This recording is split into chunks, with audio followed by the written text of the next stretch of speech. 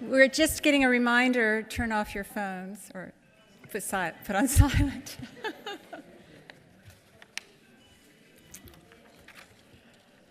So welcome to Binkley Baptist Church. We are so glad you are here for this wonderful event that we have been anticipating for months.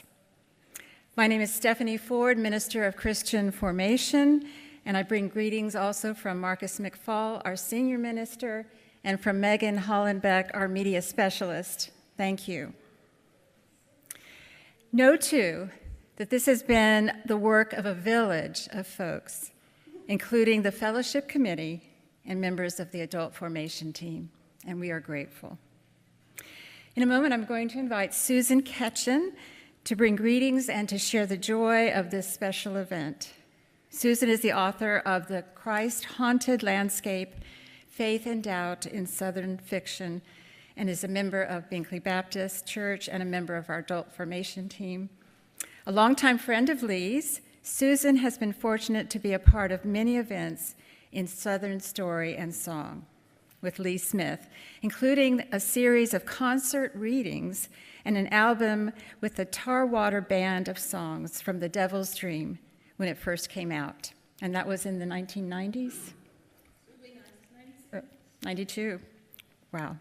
Susan will be teaching a 5-week class on this gorgeous traditional music of the Southwest Virginia and North Carolina area in January. It's entitled God in Southern Story and Song, and we'll look at this music's continuing power to deeply inspire and give meaning to us in these troubling times. This class follows an earlier class, The Hidden Stories and Healing Power of Old-Time Music at Binkley, and that included such distinguished guests as Alice Gerard, who is here this evening, Jim Watson, who is here this evening, Joe Newberry, Tanya Ham and her sisters, and Reverend Marcus McFall, who shared stories of their deep roots and love for this music. We hope to bring Lee back as a special guest for that class, God in Southern Story and Song. And it will also feature a gospel singer and a longtime Binkley member, Howard Lee. If you are interested in this Binkley class in January, you will find a sign-up sheet in the narthex for you to put your name and your email address, and we'll be in touch. This is actually a hybrid class, so you could be at home on Zoom or come in person. And I want to give thanks for Susan's efforts on this important occasion. I'm going to invite her to greet Lee Smith, and Lee will be signing books in the narthex as well. All right, Susan.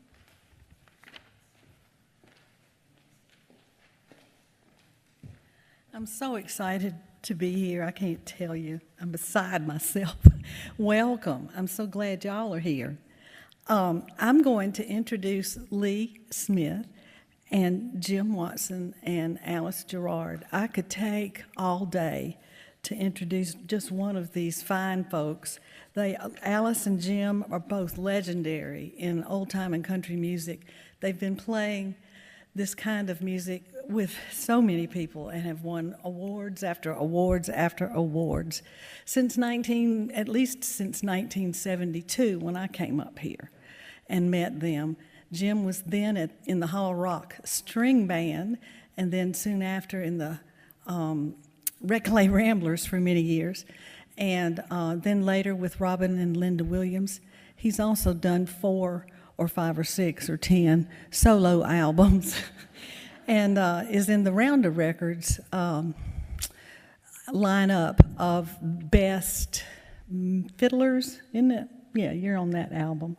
But I counted up, but he plays fiddle, mandolin, bass, guitar. He plays whatever you put in his hands. But is that right? I was counting up how many albums Jim has done from 76 with the Red Clay Ramblers, Stolen Love, all the way through Meeting in the Air, which is a tribute to the Carter family that we're also paying tribute to with Lee's The Devil's Dream, and all the way up to Bob Marley in 2022. So He's just a wonder to behold. Alice is also a legend in old-time music. If you want to know more about her, she was written up, thank you very much, in the New York Times October 13th, 2022, about 2 weeks ago, and talked about, and she's in the Country Music or Bluegrass Hall of Fame. And she has been playing music with Hazel Dickens, and our local Elizabeth Cotton, Tommy Jarrell, all the way up through albums with Jim, and nominated for Grammy albums, and most recently with Rhiannon Giddens. There's more about both of these wonderful folks who are dear, dear friends. In the back, when we have our reception and book signing and CD buying and book buying, in the back you can find out more. I will put these flyers about Jim Watson and Alice Gerard out there. And also, we're going to open with a song from Alice and Jim. But yes, and so I will wait to introduce Miss Lee until this first song is done.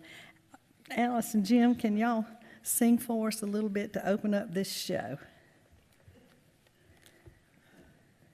This show on the road. Thank you, Susan.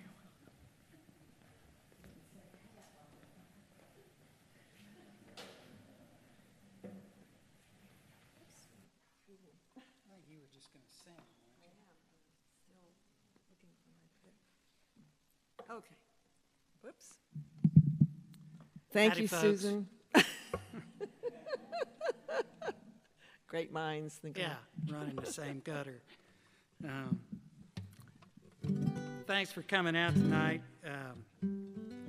We're going to do a Carter family song here to start off with. And this is based on a true event. In May of 1929, there was a cyclone that came through southwest Virginia and destroyed a schoolhouse in Rye Cove, Virginia, just a few miles away from where the Carter family lived, in Mesa Springs, Hilton's, the great megalopolis, as we know, down in there. And so A.P. Carter wrote the song about the cyclone of Rye Cove.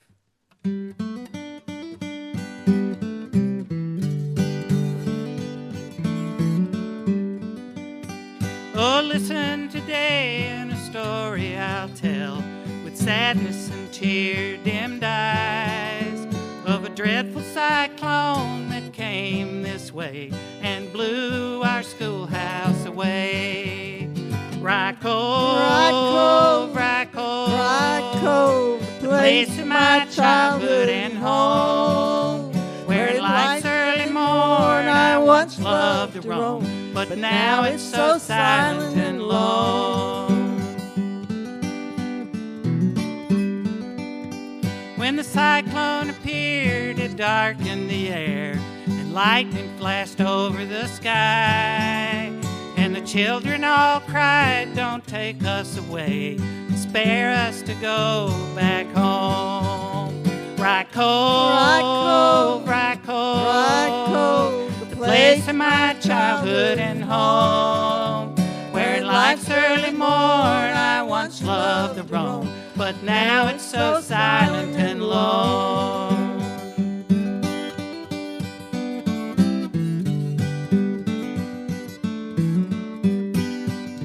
There were mothers so dear and fathers the same who came to that horrible scene. Searching and crying, each found their own child dying on a pillow of stone. Rye Cove, the place of my childhood and home, where in life's early morn I once loved to roam, but now I'm so silent and lone.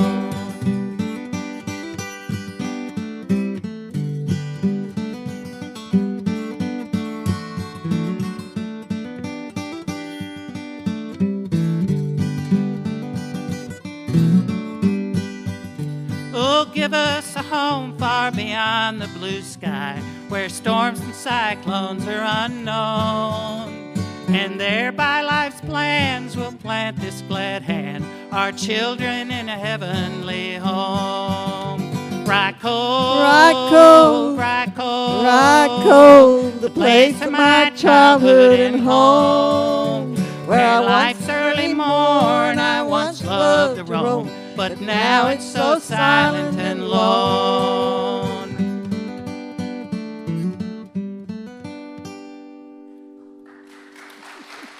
Thank you.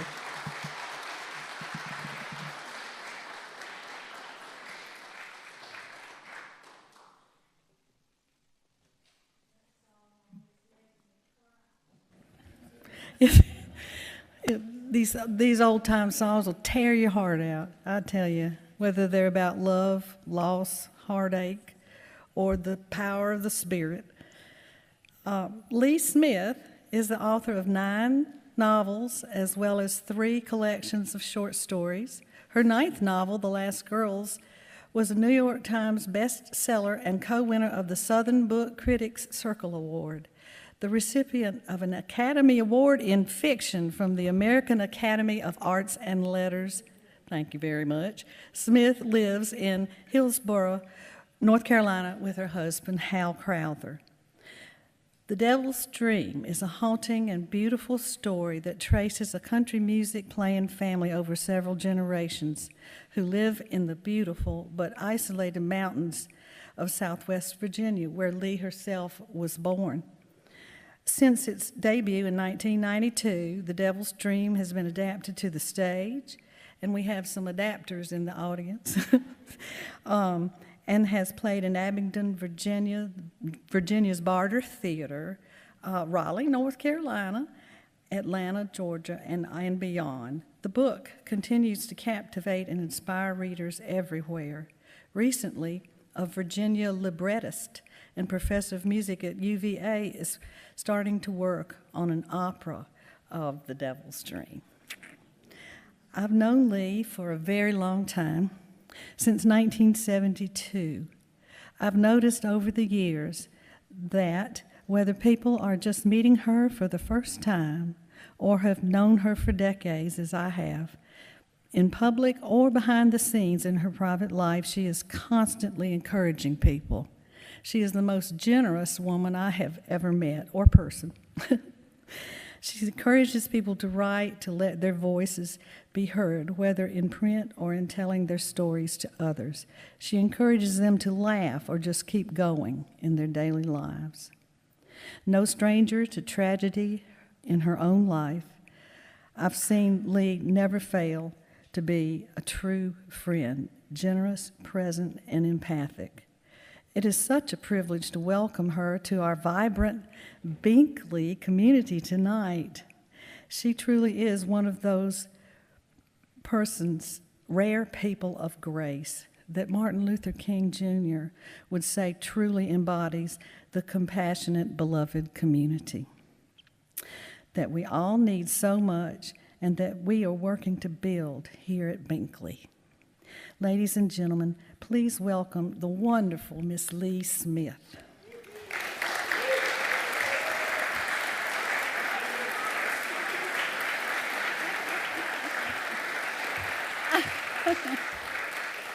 Well, I'm really happy to be here, and I have to say that was way too nice. Jeez, that was great. I am really happy that you all are reading and talking about my book, The Devil's Dream, because that was clearly the most fun for me to write of anything I ever wrote. And since I understand from Susan that just about everybody is reading it or has read it, I'm not going to really read aloud so much from it. Hi, I didn't even see you. Hello. Wow.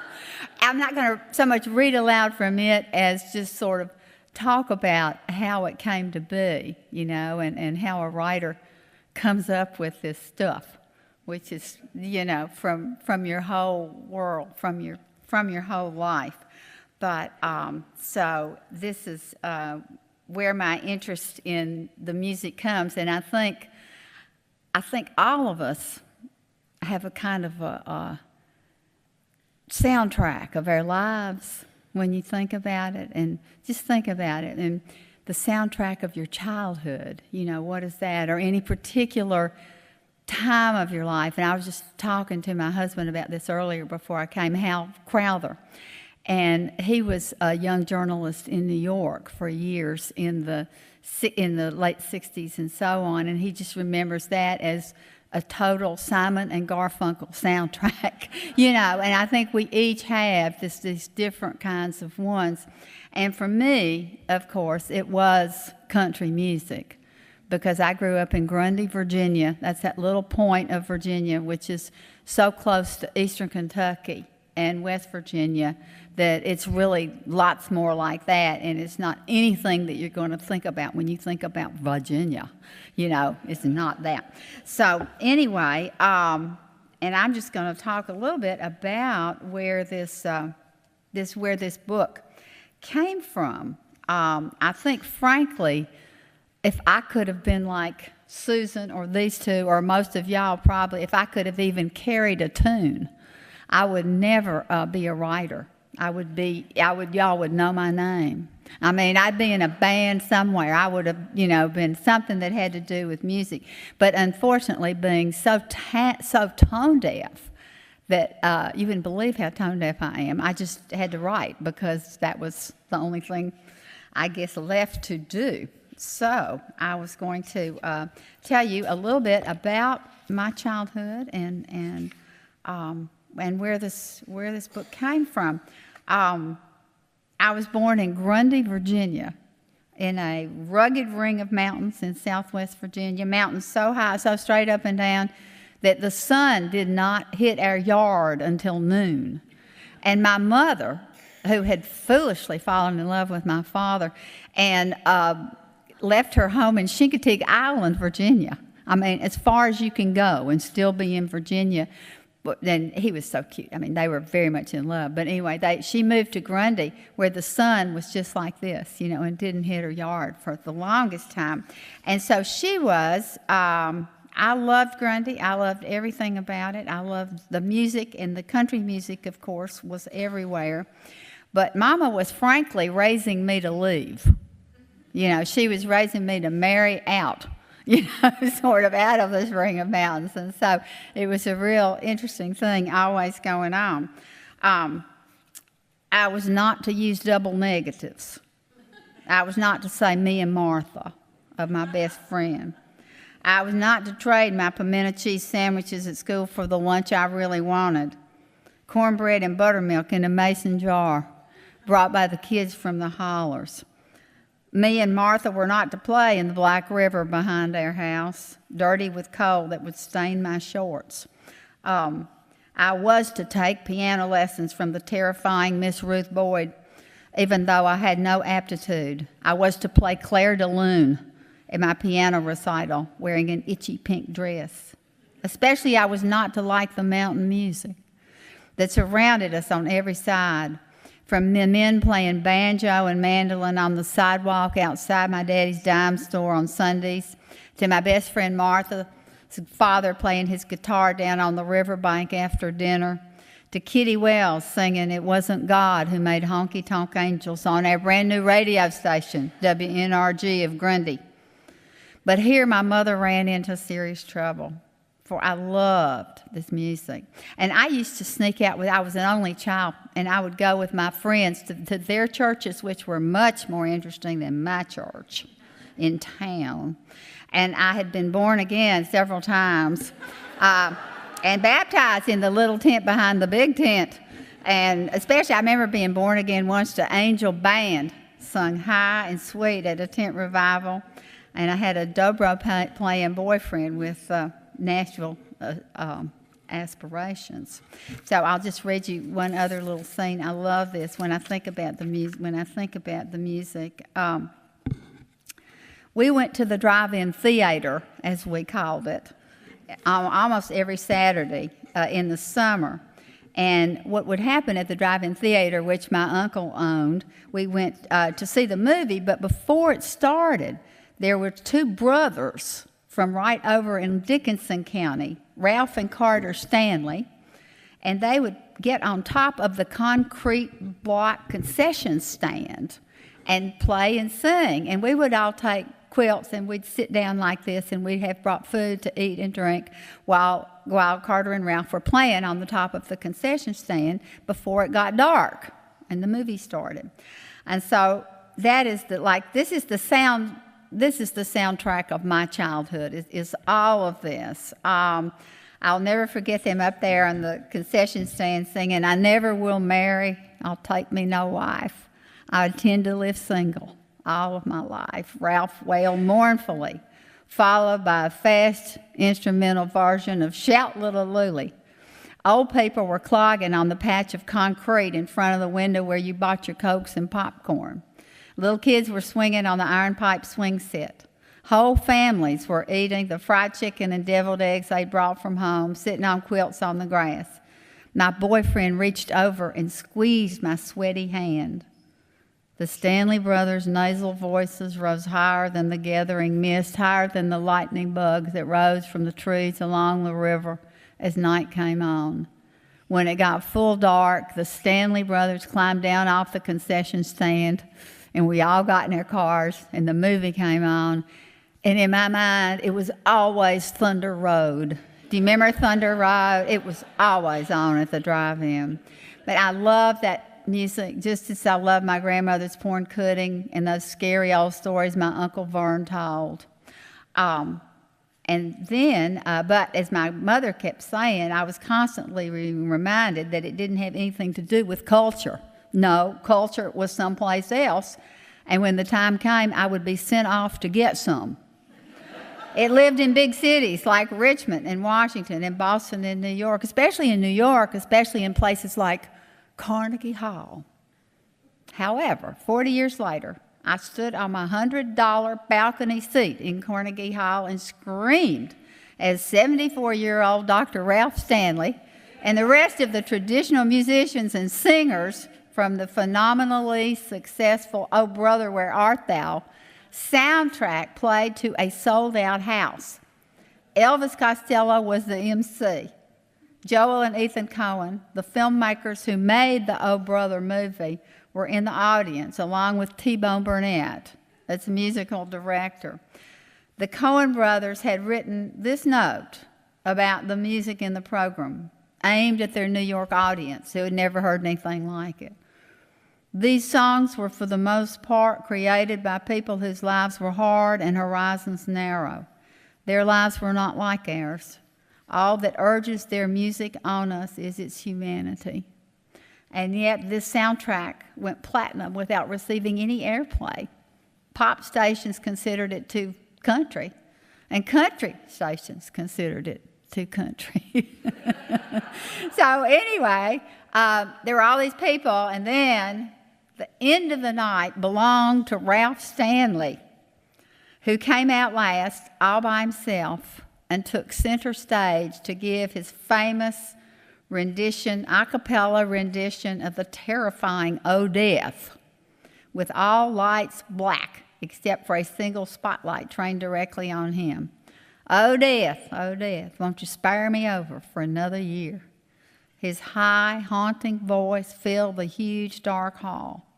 The sound lasted for 5 minutes, followed by almost a full minute of total silence. Then the stage lights went up, the house lights came on, the other performers rushed out on stage, and the standing ovation went on and on and on. So this was a very, a wonderful, wonderful memory from my childhood. And then I was lucky enough to have a boyfriend who played music, and to just, really grow up with this, with this wonderful, wonderful music. And unfortunately, myself, I cannot carry a tune. So I think my love for the music, you may say it was, just compensation. But I think it was much, much more. And I was lucky then a little bit later in my life because I got to live in Nashville. My husband was sent there. He was a professor at Vanderbilt, James C., whom you may know, some of you. And in Nashville, I taught a lot of community classes too, and I had a lot of musicians that signed up for them and so on, and like the Glazer brothers. I love the Glazer brothers and all kinds of people. And then one of my best friends there was Marshall Chapman. I don't know if you know her, or the Devil's Debutante, right? Who, anyway, she's been one of my best friends. You should Google Marshall Chapman ever since. And I just, was always involved with people who were musicians and who loved music. And then finally, I moved to Chapel Hill. And the very first people that we met because of friends, work connections, were Cece Conway and Tommy Thompson. And we came to town right when the first productions of Diamond Studs, were going on. What was it, in the Ranch House Restaurant or something, at first? Yeah. And so we just immediately, met all these people that were playing music and so on, and we were just so, so lucky. So I've gotten to get my fix. I've gotten to continue to be a fan and to continue to be connected to this kind of music, which was wonderful. And one of my favorite country music stories is that I think it was the year 2000, because I think it was like there was this, what is the state of Southern writing, Southern literature at the turning of the thing? And so I was going to be on this program. I was going to Nashville. The program was at Vanderbilt. And I was going to make this keynote speech. So I'm getting ready to go. I'm packing my bag, right? And I'm in Hillsboro now, married to Hal. And I'm packing my bag, and the phone rings, and I pick it up, and it's this person who identifies himself as Dolly Parton's manager. And he says, Dolly and I saw in the paper where you're going to be. She says, she loves your books. And, it's like, and we saw in the paper where you're going to be in Nashville. Would you like to go out to lunch? And I said, well, I would, yes. I believe I would. So anyway, then we made a date, and I hung up the phone, and I went in. My husband, Hal, had no intention of going to this academic thing in Nashville. And I told him, I said, well, guess who I'm going to have lunch with tomorrow? And I told him, and he said, well, I'll be going. And he just spent a fortune for his ticket to go. But anyway, we did, and that was just getting to know Dolly, who is, the world's biggest reader. She reads everything, and in all these years since, it's been my function to send her new Appalachian writers, because you don't necessarily see them or know who they are. So I'm always sending her, new people. But anyway, it was just wonderful. It was so funny. So we went out to lunch. I have never dressed up so much. I had on all this jewelry. I had all this makeup, everything. And then later she told me, she said, well, I dressed down today. But anyway, we just had a ball. And when we went into this restaurant, it was a great big old restaurant. And when we first went in, everybody in the restaurant stood up and clapped. And I turned around and looked at my husband, and he was waving, like this. It was just hilarious, and it has been hilarious, ever since. But a long friendship. In fact, Hal has gotten to write liner notes for her a number of times. He wrote the liner notes on Little Sparrow and some other stuff. And the last time I saw her, though, she has a car. It takes you everywhere. And we were going back to the hotel, and we go by this big Baptist hospital or whatever it is in Nashville, and she points it out, and over there she says, honey, I'm going to write down this doctor's number. She says, frankly, you could use a little work.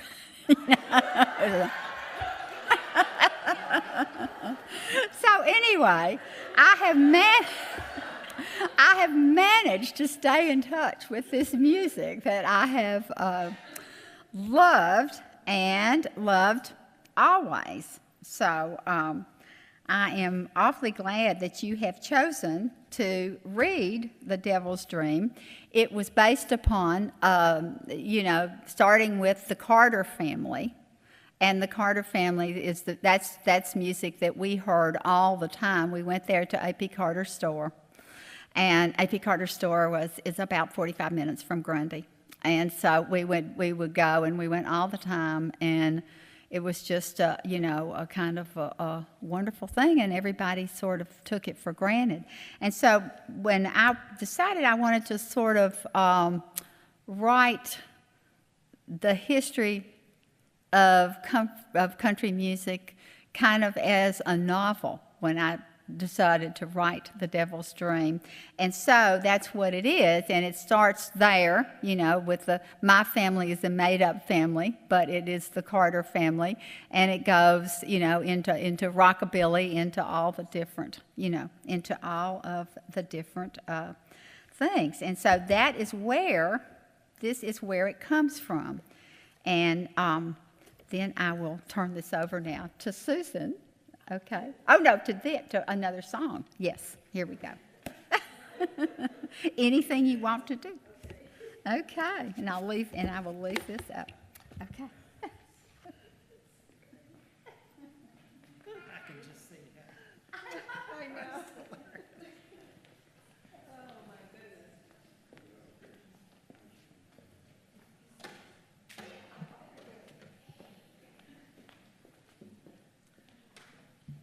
That's just wonderful, Lee. I played it a couple, friends and I played at one of your readings once at the Regulator down in the basement. It was so much fun. I'd like to sing, and speaking of unaccompanied, she mentioned, well, a cappella, Lee mentioned Ralph Stanley, who's one of my favorite singers. And so I'm going to do an unaccompanied song here. This song, it's sort of hard to talk about it. It's a mystery in a lot of ways. It came from a woman from eastern Kentucky by the name of Addie Graham, and she learned all her music from her family and people in the community. She didn't play an instrument, but she played a little bit of piano, kind of like you play a banjo, bump, diddy, bump, diddy, bump, diddy, bump. And there's this one song, and her grandson, who lived in the area, eventually recorded her because he played music too, and he knew that she was a gem and a great resource for a lot of wonderful songs. And there's this song that only exists in her family as far as anybody knows. It came down with her great-great-great-grandfather when he came into Kentucky with Daniel Boone, apparently. And of course, when people moved into areas like that, one of the first things they do would be to start a church. And so her great-great-great, I'm not sure of the number of grapes, he started this church, this Baptist church out in the middle of eastern Kentucky, rural eastern Kentucky. And that was their church for a long time. And then the family, as it came down, the Civil War happened, and a lot of people in Kentucky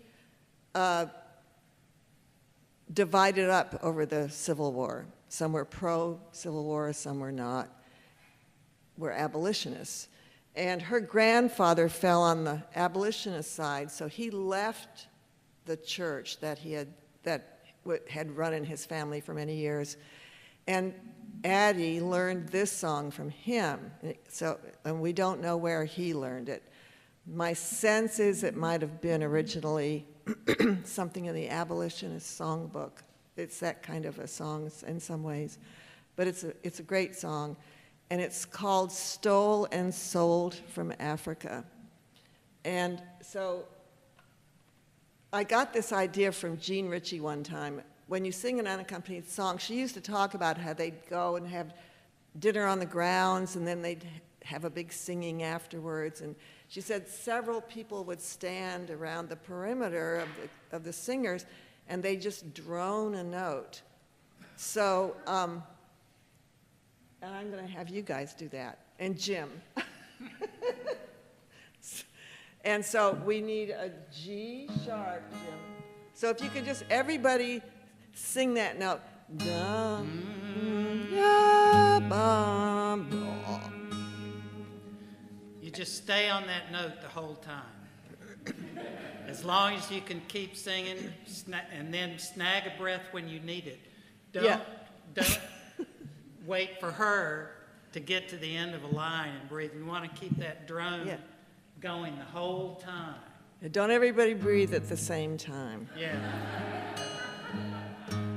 Stole and sold from Africa. We were stole and sold from Africa, transported to America. Like hogs and sheep, we march in drove to bear the heat, endure the cold. See how they take us from our wives, young children from their mother's side. They take us to some foreign land, make slaves to wait on gentlemen. We are almost naked, as you see, almost barefooted as we be. Suffer the lash, endure the pain, exposed to sun, both wind and rain. Oh, Lord, have mercy and look down upon the fate of the African. Upon our knees we'll pour out our grief and pray to God for some relief. Stole and sold from Africa. From Addie Graham, Eastern Kentucky.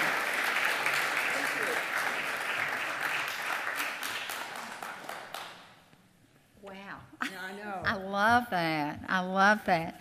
So in this book, The Devil's Dream, it starts with the Carter family, and my family, my made-up family here is based very much on the Carter family.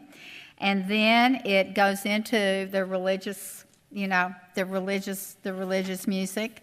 And in the section named This World is Not My Home, it goes into that. Then it goes into also the singing family, as I say, which is based on the Carter family and how they progress, and it goes into the Grand Ole Opry and other, based on other people that are the Grand Ole Opry, the Bristol Sessions, which I love to read about. And a wonderful thing to do is to just go up now, and you can go to Bristol, and you can see right where they were, and you can see it's a wonderful country music museum and Hall of Fame, which is right there now. And you can also go to the Carter Fold, which is what they call the Carter Store and the Carter family, and they hear music there, and it's all just wonderful. So there's a lot about the Bristol Sessions here, and then we go into rockabilly, And in each one of the sections in the book, in case you have not read it, I will just mention that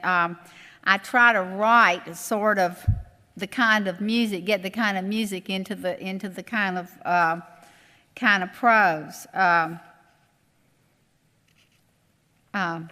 Well, like, okay, rockabilly, and this is Blackjack Johnny Rains, okay, he's your thing, and now everybody has their own song. I write their songs, and here's a little bit from his song. I got away with women and an ace or two up my sleeve. I'm a 5-card stud, baby.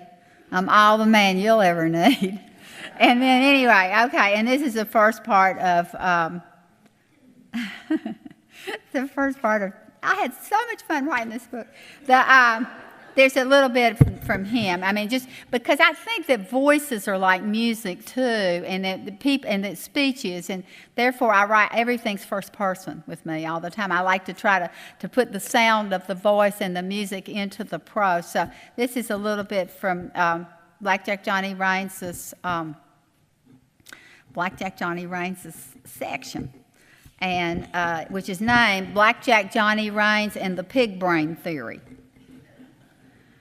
Loretta's Club outside Shreveport, Louisiana on a Saturday night in late spring, and it's raining the way it seems to do most of the time in Louisiana, a pea-warm drizzle that don't do much to cool things off, at least in Blackjack Johnny Rains' opinion, but hell, what does he know? What does he know anyway? He's the entertainment. He grinds out a camel butt under the heel of his boot and lights another and washes 2 pills down with a shot of vodka. Vodka don't have no taste. It's just like nothing. Nothing at all. But you can feel it in your system going all the way down. It'll keep your blood running good and get your arteries cleaned out. For some years now, Blackjack Johnny has relied heavily on vodka. He likes to buy it in those little pint bottles. He's got about 30 of them in the trunk of his car right now, wrapped up in an old army blanket.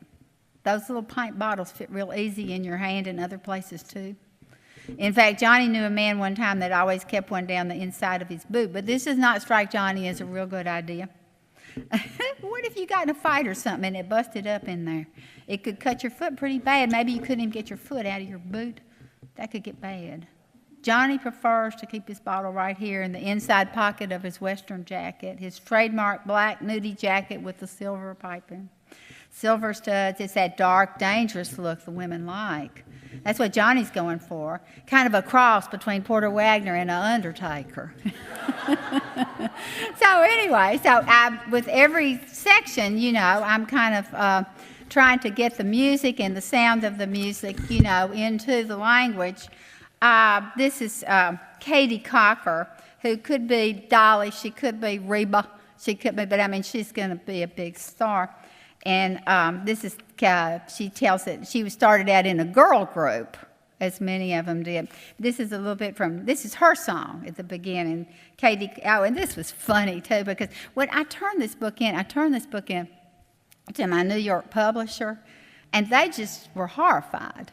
And they had never seen anything like it, and they couldn't even read it. They didn't understand anything.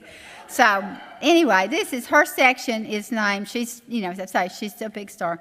Her section is named "Katie Cocker Tells It Like It Is," and her song here that I wrote at the beginning is, "I got a double bed in this double wide and a double shot of gin, but I'm a single girl in a one-horse town, laying here alone again."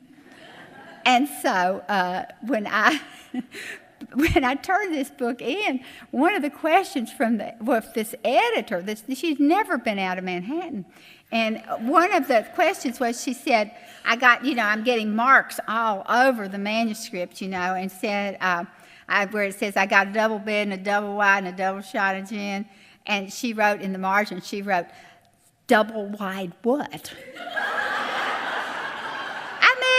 You know, is that a culture gap? That is a culture gap. So I had a time getting this thing even published.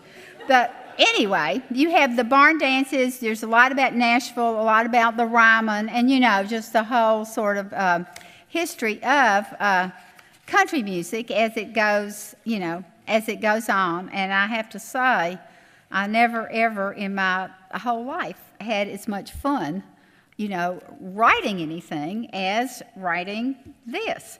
But I wanted to also tell you, I guess, and Susan was talking about the mountains themselves, and I've written a lot about the mountains themselves too, and the kinds of people and the kinds of music that I just sort of found there, and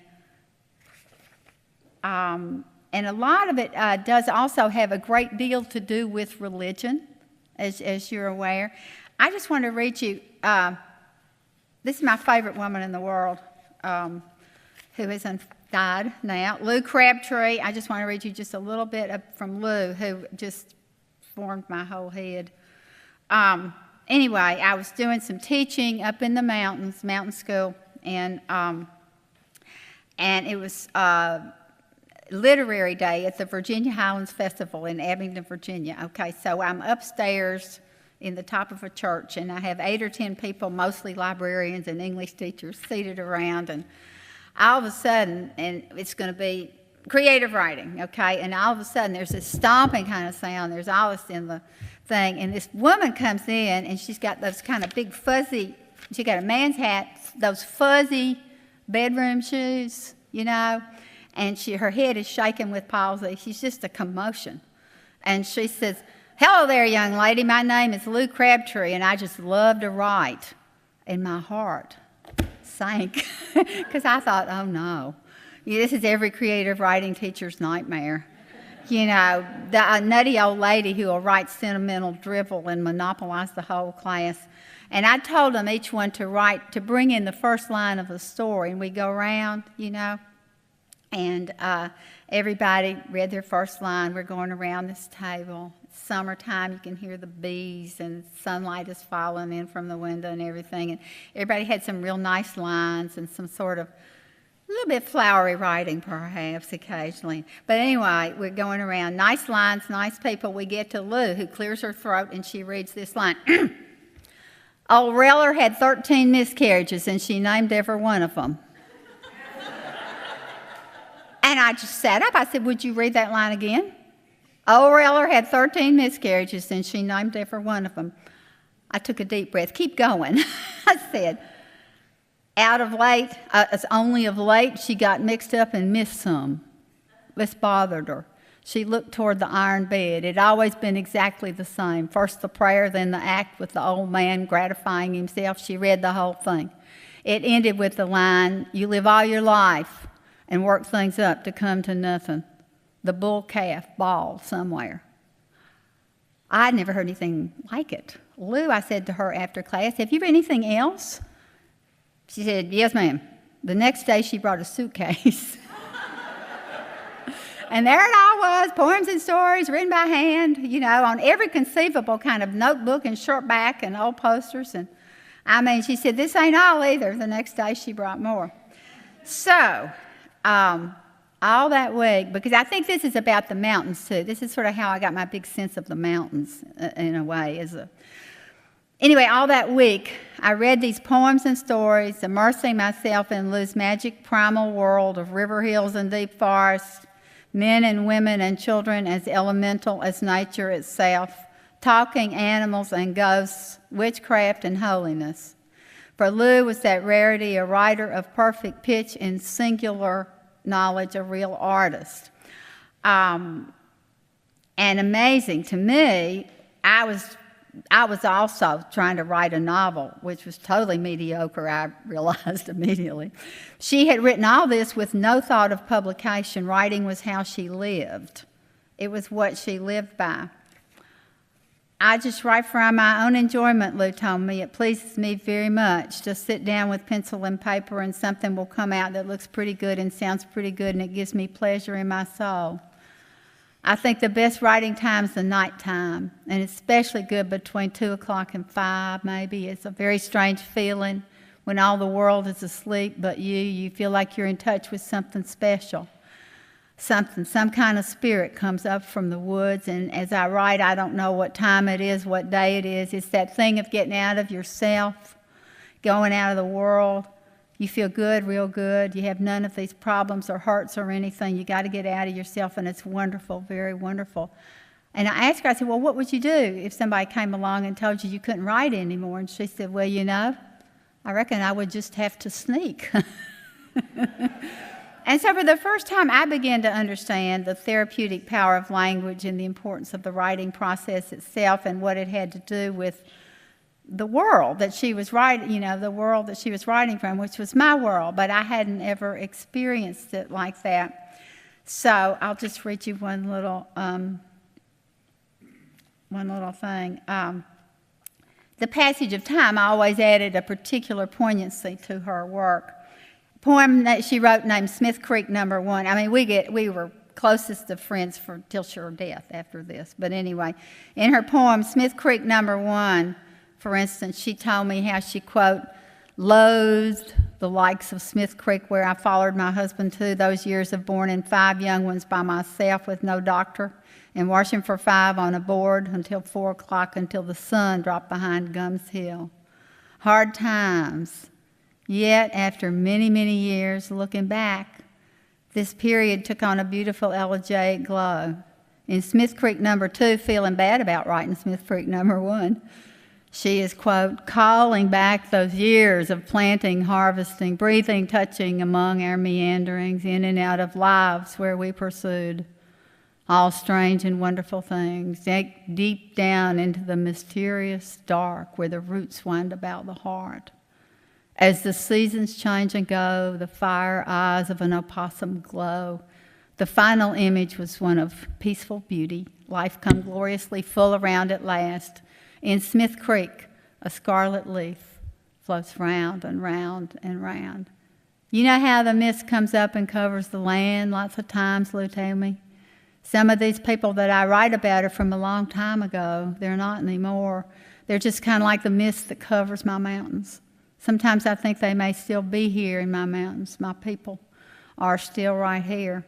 So anyway, I just, she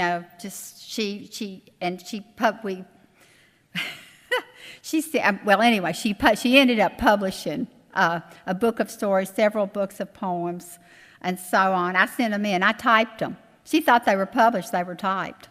I said, give her this. She said, that looks great. This is a book. And I said, it's not yet. It's not a book yet. But anyway, she just really made me see the mountains, I think, in a whole other kind of mysterious, magical way, which comes through, I think, a whole lot in this book, too. She was also, in terms of music, she was the leader of the Rock of Ages band of senior citizens, which performed all over the area, and many was the time when I was the roadie and got to drive the bus of the Rock of Ages band, and I have just never had a better time. So anyway, I just wanted to mention Lou and how my obsession with this particular place and with the mountains, and I know you all have been talking about the spiritual nature of the mountains, how that comes in here because there's a lot of religious music here and religious visions and so on that happen, of course, in this book, which I know you've read, but I just wanted to tell you where some of that's coming from. Okay, music time.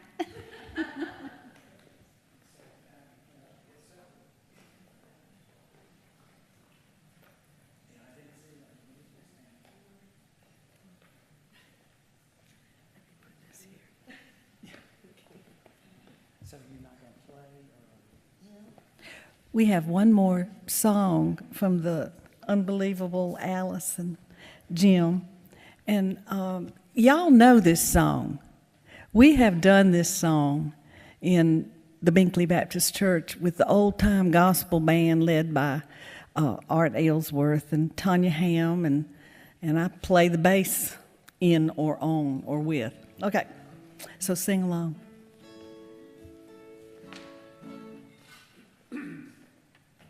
So this will be another Carter family song, and one of their most famous ones, and I think actually was their theme song for a while. They spent a while in the late 30s going down to the border of Texas and Mexico, Del Rio, Texas. They would go down there for about half the year to be on a radio station that the transmitter was just over the border into Mexico, and that way avoided any Federal Communications Commission rules about how many watts you could broadcast with. And so the radio station, XERA, had 500,000 watts. And particularly at night, you could hear it just all over the country and on up into Canada. Because from Texas on north, there's nothing to stop, no mountains or anything, nothing to stop the radio waves. And so the Carter family didn't realize what kind of reach they had until they started getting the fan mail and just letters from all over the country. And I believe that this was their theme song that they would sort of kick off their radio shows with. Keep on the sunny side. Oh, yeah. Turn around, then full break. Okay, I'll never remember that. We're talking among ourselves. 1,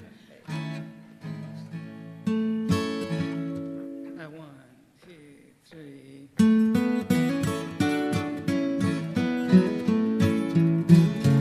There's a dark and a troubled side of life. There's a bright and a sunny side too. Though we meet with the darkness and strife, the sunny side we also may view.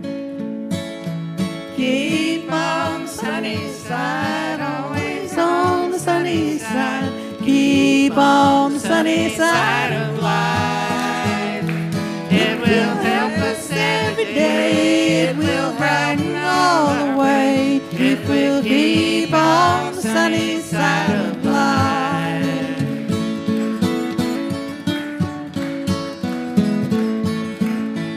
Oh, the storm and its fury rage today, crushing hopes that we cherish so dear.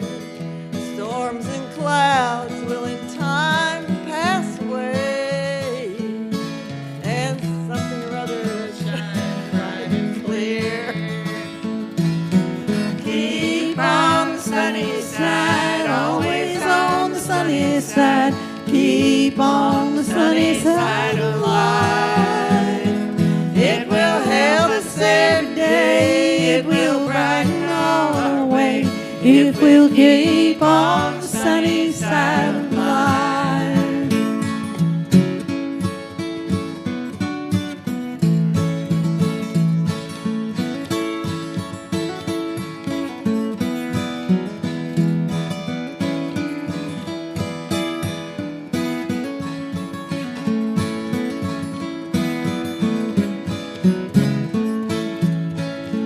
Let us greet with a song of hope each day.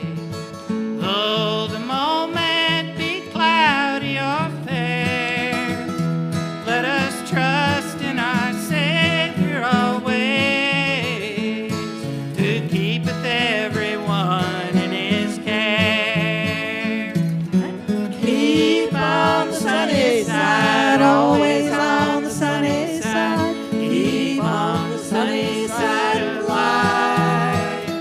It will help us every day. It will brighten all our way if we'll keep on the sunny side of life.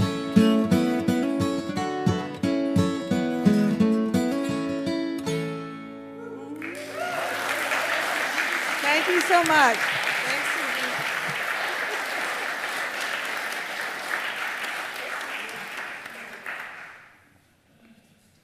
I hope we have time for one more short one and a questions and answer session, brief. And then, of course, we can continue our conversation and question and answer out in the back right back behind you in the narthex for delicious food by Karen Mills and Linda Bourne, and Lee and Alice and Jim will all sign CDs or books and talk to you. Thank you so much.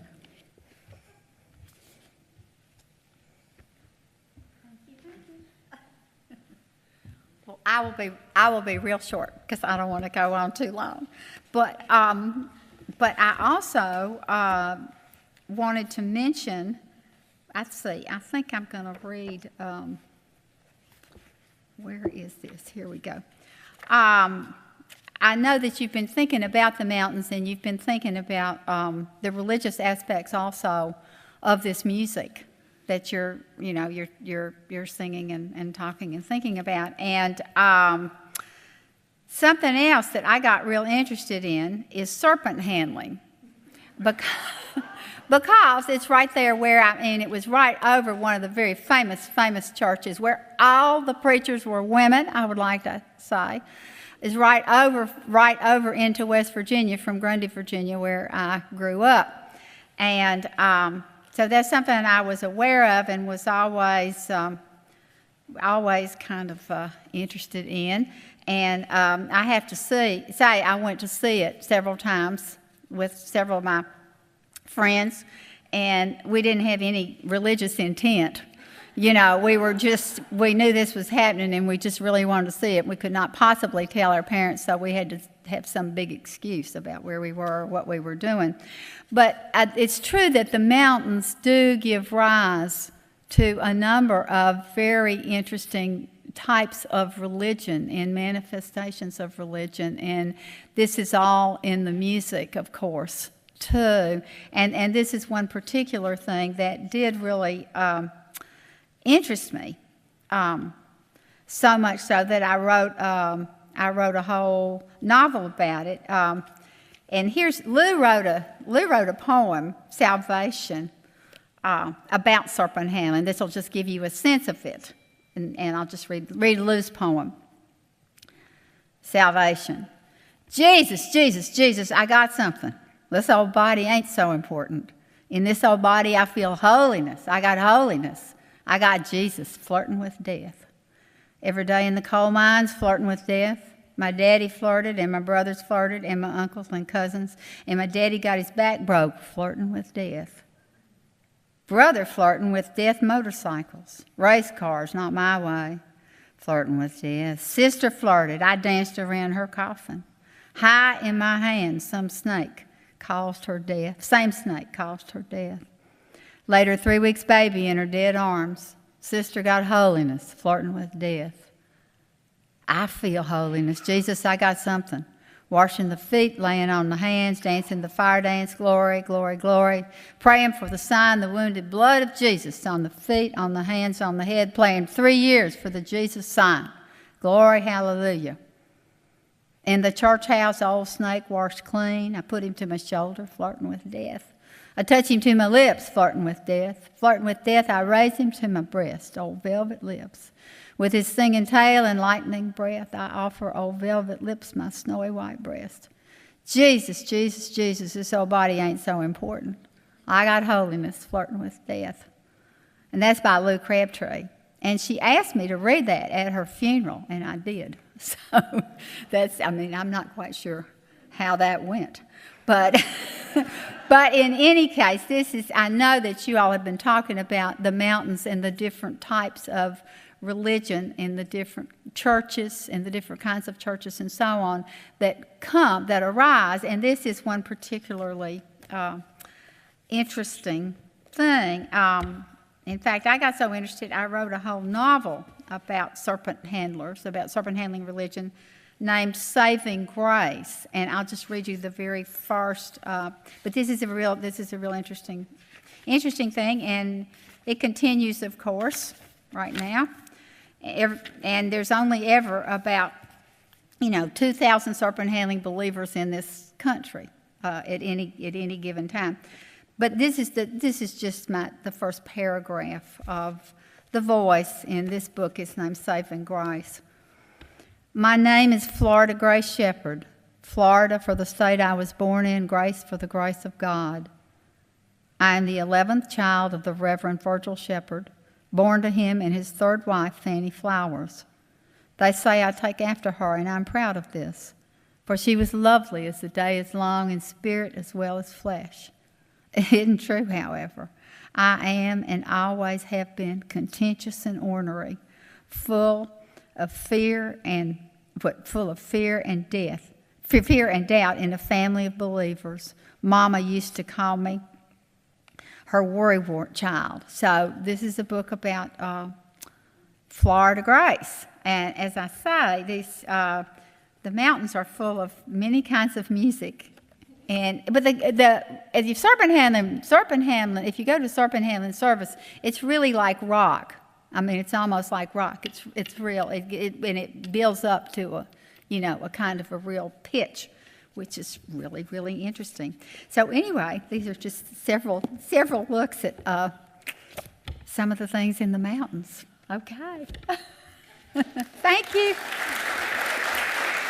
Thank you.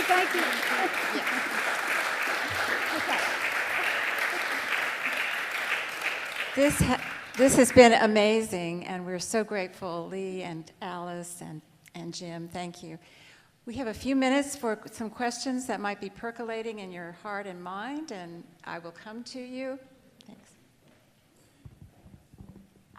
I was wondering if you stuck with that editor, how it went. Can you come up? Why don't you speak from the... Okay. All right. Yes? Oh, it's about the editor. How did... What was the question? I'm sorry. I didn't hear it. I thought you wanted me to come up here in some way. I didn't hear you. I was wondering if you stuck with that New York editor and how it went. Well, we got a real good review in the New York Times, so then she got sweeter. So we did another book or two. I was about to leave her. I was wondering if you could tell us where you got the music title of You Made My Day Last Night. Susan wrote it. She wrote the song. She wrote the whole song. Yeah. And when we went around, when after The Devil's Dream came out, Susan and Clyde Edgerton and who else went? Bill Butler. We went around and they showed me how to play 4 songs on a bass guitar. Yeah, on a bass guitar. And I got to wear an outfit. And so we went around and toured, and what was their band name? Our band was the Tar Water Band. Yeah. Oh, the Tar Water Band. That was their band. Yeah, and so after the Flannery O'Connor novel. So anyway, I got to be in the Tar Water Band, even though they would not let me actually sing. I just had to move my mouth. But they showed me enough to where I could pick out the tune, you know. Very cool. And I had a great outfit.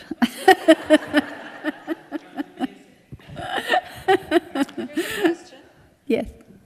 Question? I used to enjoy very much reading your husband's columns in The Spectator magazine. Thank you. Remember The Spectator? Anybody? I know it, and I wish he had a local column. Now he is still writing a lot, and it goes to the Progressive Populist, which is out of Austin, and that's online, and it's syndicated a lot of places too from there. But the Progressive Populist is a very interesting publication for anybody. You can get it online, or you can have a subscription, paper subscription to it. But that's where his columns appear now. Would he consider the local reporter? Huh? That's a publication. This is a national publication. Yeah. I'm sorry he's not in a local. He loved that. That was fun. So, Lee, you start out this book with with Kate Malone and Moses Bailey, a marriage between a man whose family despises music because it's of the devil, and a woman whose family plays the fiddle and everything. So you automatically have that tension between, religion and music that's Yeah. just this cauldron for the whole, it just sets up the stakes for the whole novel. So, you know, how intentional was that at the beginning? Does it just come to you? Not. I mean, what I like to do, I love the research involved, and obviously you cannot even imagine the research involved in this for this particular novel. But I loved it, and so I just would immerse myself, and then just write out of really the way, you know. And not only did I learn everything in the world about the Carter family, but you know, about other singing families as well, because there are a number of them that you never heard of because they never got to cut records, you know, and so on. So it just I learn as much as I can and then just let it rip.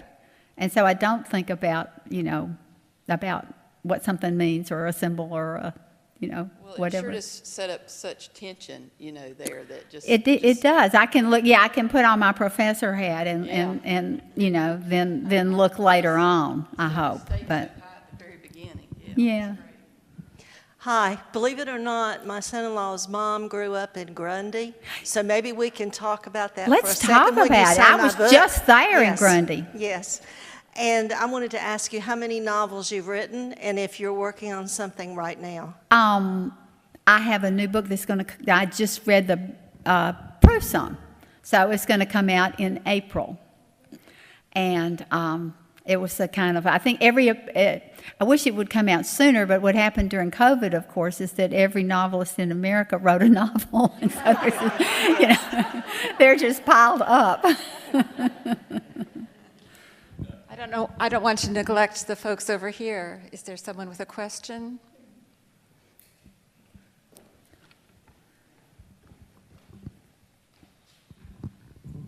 Many people in the room know that I'm a baseball fan. And in the 1920s, when baseball was emerging as a national pastime and radio was coming in, the baseball games started to be broadcast on the radio. Yes. And many of, even though St. Louis was the southernmost city, many of the announcers for the various teams in Major League Baseball were from the South. And I've heard the explanation that that's because people from the South are good storytellers. And I appreciate any comments that you might have on that observation. Well, I don't know. My husband and I go to Maine every summer. You know, and Maine is real pretty, and I really like it and everything. But people just don't talk enough. As far as you'll say, you know, you'll say, where is such and such, and they'll say, 2 streets, turn right. That's it. Instead of telling you some story about how your uncle got bit by a dog right up there, where they're going to turn. I mean, whatever. And it is something in the South that people really do talk more, and they reveal more, furthermore. Mainers don't tell you anything. And it's just, you know, it's very interesting, and I think it is cultural, and it really is very different, I got to say. But I want to say, too, that I remember my granddaddy had one of these huge radios, and this is in Grundy, Virginia, and it was all set up sort of in the window because he thought that made it get better reception, you know. But anyway, and he never, ever missed the Cincinnati ball games. You know, that was his thing. And he had played on the big coal companies fielded their own baseball teams, and he had played. He was a pitcher on the baseball team, you know, and then somebody had actually invited him to come and pitch, I forget where, but he came back immediately. He got homesick. So he was just listening. He'd be listening to those games, and he could have been playing, but he wasn't. So.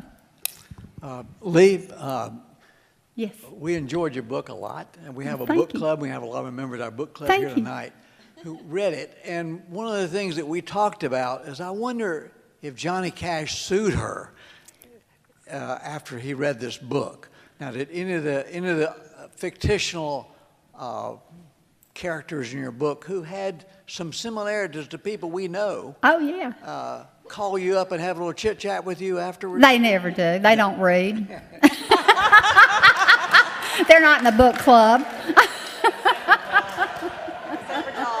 Except for Dolly. Dolly. Dolly is the only reader.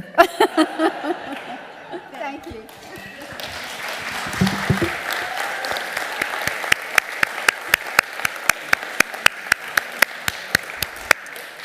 What a rich evening, and I would invite you to join us for the beautiful reception in the narthex. That's that room out there.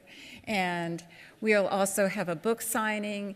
You can buy a CD from Jim, and we will enjoy some more conversations. And of course, Lee will be signing books. And you don't have to just do The Devil's Dream. You can bring other books if you have them. Thank you.